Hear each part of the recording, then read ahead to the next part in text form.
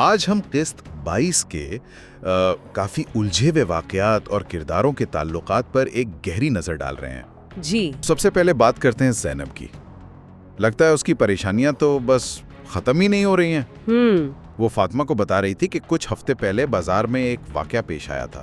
ایک پردہ پوش خاتون سے کچھ کہا سنی ہو گئی۔ اچھا۔ اور اب پتہ چلا ہے کہ اس خاتون نے زینب کے خلاف باقاعدہ کیس کر دیا ہے۔ اوہو۔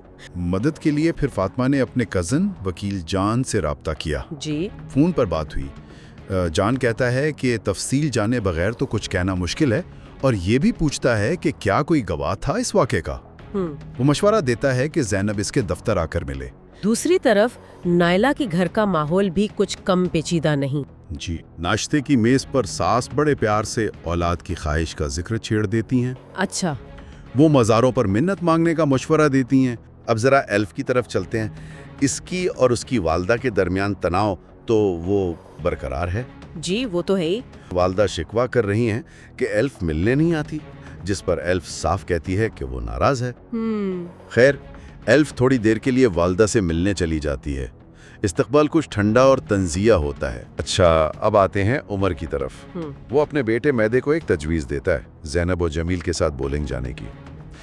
عمر پھر زینب کو فون کرتا ہے اور بولنگ کا پلان فائنل کرتا ہے۔ زینب راضی ہو جاتی ہے، لیکن ایک اہم شرط کے ساتھ۔ عمر دعا کے والد کی طرف سے پیش کردہ ہوٹل ڈیل پر اپنی تحقیق پیش کرتا ہے۔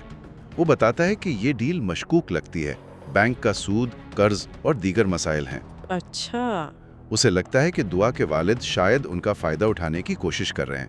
عبداللہ عمر کی تحقیق اور نتیجے پر مکمل اتفاق کرتا ہے۔ لیکن اگلے ہی لمحے تصویر بالکل بدل جاتی ہے۔ اوہ!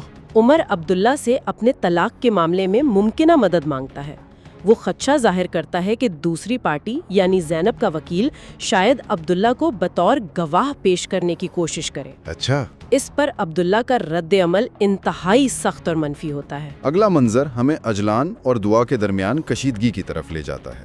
شروع میں لگتا ہے کہ اجلان ناراض دعا کو منانے کی کوشش کر رہا ہے۔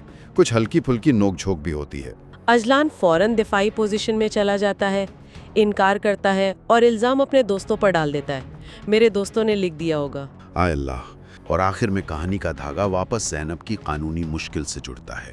اچھا۔ اس کا وکیل جان ہمت کر کے براہ راست اس خاتون کبرا صاحبہ کو فون کرتا ہے جس نے کیس دائر کیا ہے۔ ٹھیک۔ وہ اپنا تعارف کرواتا ہے اور کیس کے سلسلے میں ملنے کی درخواست کرتا ہے۔ یہ ملاقات بہت اہم ثابت ہو سکتی ہے۔